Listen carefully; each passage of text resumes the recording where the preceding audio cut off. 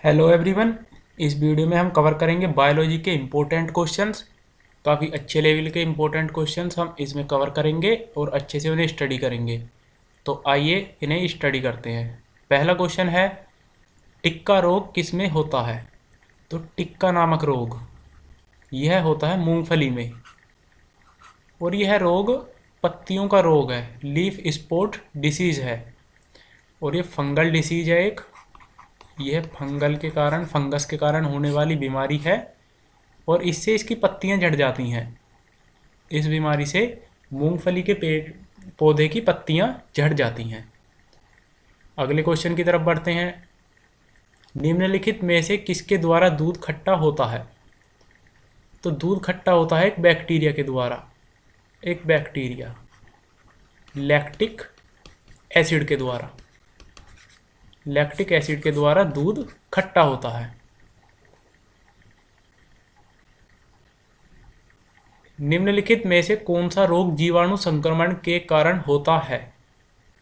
तो जीवाणु के कारण होता है इनमें से कुष्ठ रोग, और इसे छुआछूत की बीमारी भी कहते हैं। छुआछूत की बीमारी, और जो कि एक माइक्रोबैक्टीरियम होता है लैप्री, उसके कारण यह होती है। माइक्रोबैक्टीरिया होता है एक लैप्री, जिसकी वजह से यह बीमारी होती है। तो यह एक जीवाणु जनित रोग है, कुष्ठ रोग। अगला क्वेश्चन है, सर्वप्रथम विषाणु की खोज किसने की? तो विषाणु की खोज सर्वप्रथम की थी इवानोवस्की ने। इवानोवस्की। और विषाणु की वजह से कुछ रोग होने जो होते हैं वे हैं जैसे जुखाम, चिकन पॉक्स, पीलिया, हेपेटाइटिस। ये सभी रोग जीवाणु की वजह से होते हैं, विषाणु की वजह से। और विषाणु की खोज की थी इवानोवस्की ने। चेचक के लिए टीके का विकास किया था। चेचक, तो चेचक के लिए टीके का विकास किया था एडवर्ड जेनर ने। Edward Jenner. और चेचक जो है एक ये विषाणु जनित रोग है। ये विषाणु से होने वाला रोग है चेचक, विषाणु जनित रोग। और इसके टीके का विकास किया था एडवर्ड जेनर ने। दूध के दही के रूप में जमने का कारण है? तो दूध का दही के रूप में जमने का कारण है लैक्टोबैसिल्स।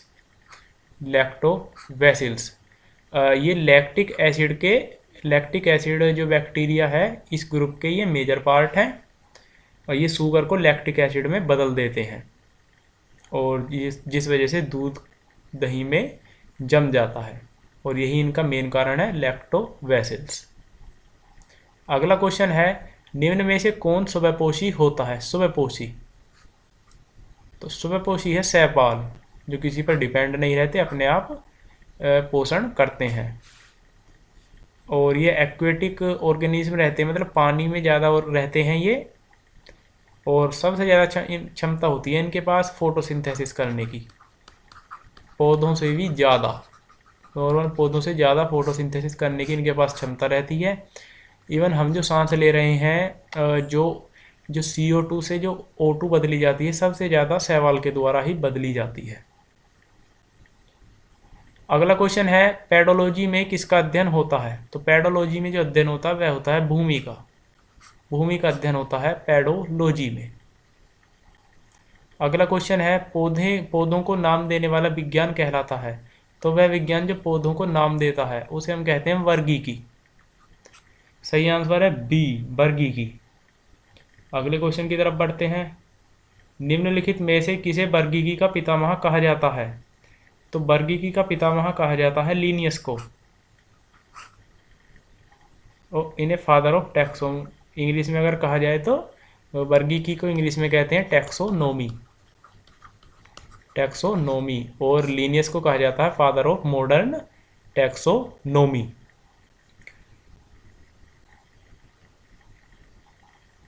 सूक्ष्म जीव भी मिलते हैं, तो माइक्रो ऑर्गेनिज्म रेतीली मिट्टी में भी मिल सकते हैं, लवणयुक्त पानी में भी मिल सकते हैं, दलदल भूमि में मिल सकते हैं। तो इसका सही आंसर है डी, उपरोक्त सभी। इनमें से इन सभी में, तो इन सभी में किसी भी चीज़ में सूक्ष्म जीव मिल सकते हैं। अगला क्वेश्चन देख लेते हैं। विषाणु वृद्धि करता है, तो विषाणु जो वृद्धि करता है वह करता है जीवित कोशिका में। विषाणु हमेशा जीवित कोशिका में ही वृद्धि करता है। विषाणु को इंग्लिश में वायरस कहते हैं, वायरस, जिसकी खोज की थी इवानोवस्की ने। साबूदाना किससे बनाया जाता है? तो साबूदाना जो बनाया जाता है वह बनाया जाता है साइकस से। साइकस एक पेड़ है, एक पौधा है, इससे साबूदाना बनाया जाता है। फलों का अध्ययन कहलाता है, तो फलों का अध्ययन कहलाता है पोमोलॉजी। सही आंसर है बी, पोमोलॉजी फलों का अध्ययन कहलाता है। अगला क्वेश्चन की तरफ बढ़ते हैं। द्विनाम पद्धति के प्रतिपालक हैं। द्विनाम पद्धति, ये जो द्विनाम पद्धति है ये आई है लीनियस के द्वारा, और इसमें जो नाम की जो एक स्टाइल है, जिस तरीके से नाम दिया जाता है वह होता है द्विनाम। मतलब किसी चीज़ का साइंटिफिक नेम दो भागों में होता है। जैसे चीते का नाम है पैंथर टिग्रिस, पैंथर टिग्रिस। तो इस पद्धति में पैंथर क्या होता है? जीन, फर्स्ट नेम जीन को रिप्रेजेंट करता है और इसका पहला लेटर कैपिटल लिखा जाता है, और दूसरे पार्ट का जो वो रिप्रेजेंट करता है स्पेसीज को, और इसका फर्स्ट लेटर स्मॉल लिखा जाता है। ये गलत है, तो इसका लेटर लिखा जाएगा स्मॉल, पैंथर टिग्रिस। तो ये द्विनाम पद्धति है ना, ये दो नाम हो गए, एक जीन को रिप्रेजेंट करेगा, दूसरा रिप्रेजेंट करेगा स्पेसीज को। तो इसके प्रतिपालक हैं लीनियस। जीवाणु की खोज सर्वप्रथम किसने की? तो जीवाणु, बैक्टीरिया। तो बैक्टीरिया की खोज की सर्वप्रथम ल्यूवेनहॉक ने, ल्यूवेनहॉक। जिन पौधों के बीज बनते हैं किंतु पुष्प नहीं लगते क्या कहलाते हैं? जिन पौधों में बीज तो बनते हैं लेकिन पुष्प नहीं बनते, तो उन्हें कहा जाता है अनावृत बीजी। सही आंसर है डी, अनावृत बीजी। अगले क्वेश्चन की तरफ बढ़ते हैं। जीवाणुओं की साधारण आकृति क्या होती है? तो जीवाणुओं की साधारण आकृति होती है छद्मरूपी। बैक्टीरिया की, जीवाणु मीन्स बैक्टीरिया, तो बैक्टीरिया की साधारण आकृति होती है छद्मरूपी।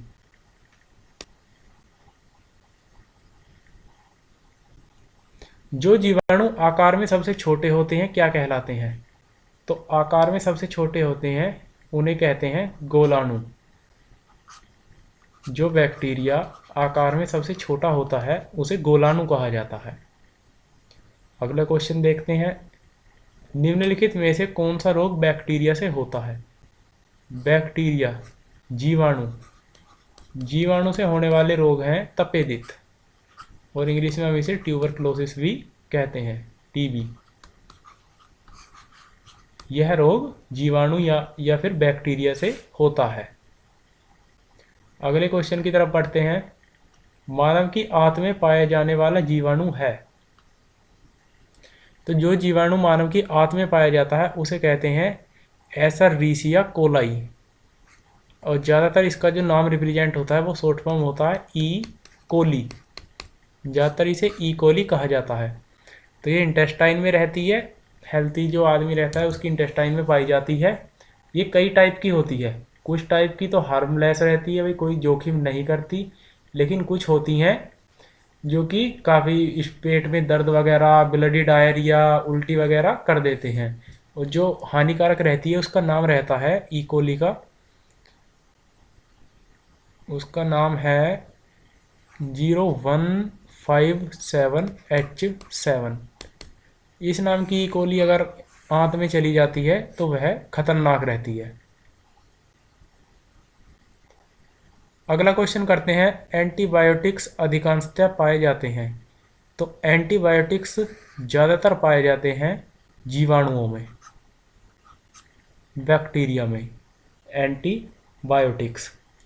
और एंटीबायोटिक्स की जो खोज की थी वह अलेक्जेंडर फ्लेमिंग ने की थी, और जो पेनिसिलिन बनाई थी सबसे पहले अलेक्जेंडर फ्लेमिंग ने, और पेनिसिलिन बनाई थी 1928 में। सबसे पहले एंटीबायोटिक्स पेनिसिलिन बनाई थी 1928 में। स्पर्मोलॉजी में किसका अध्ययन किया जाता है? तो स्पर्मोलॉजी में अध्ययन किया जाता है बीज का। सही आंसर है बी। अगले क्वेश्चन की तरफ बढ़ते हैं। पर्यावरण का अध्ययन जीव विज्ञान की किस शाखा के अंतर्गत किया जाता है? एनवायरनमेंट की स्टडी। तो एनवायरनमेंट की स्टडी की जाती है पारिस्थितिकी में, इकोलॉजी। इंग्लिश में हम इसे इकोलॉजी कह देते हैं और हिंदी में इसे कहा जाता है पारिस्थितिकी। डेंड्रोलॉजी का संबंध है। तो डेंड्रोलॉजी का संबंध है झाड़ियों से, झाड़ियों के अध्ययन से। झाड़ियों का जो अध्ययन किया जाता है उसे डेंड्रोलॉजी कहते हैं। तो इस वीडियो में हमने कवर किया बायोलॉजी के टॉप 25 क्वेश्चंस। काफ़ी अच्छे लेवल के क्वेश्चंस हमने इसमें कवर किए। होप आपको अच्छे से समझ आए होंगे और इन्हें अच्छे से रिवाइज कर लीजिएगा। हमारी काफ़ी वीडियोज हैं क्वेश्चंस की, अगर आप उन्हें रिवाइज कर लेंगे तो काफ़ी अच्छा आप एग्जाम के लिए रेडी हो जाएंगे। सो इस वीडियो में इतना ही, मिलते हैं अगली में। Till then take care, good bye.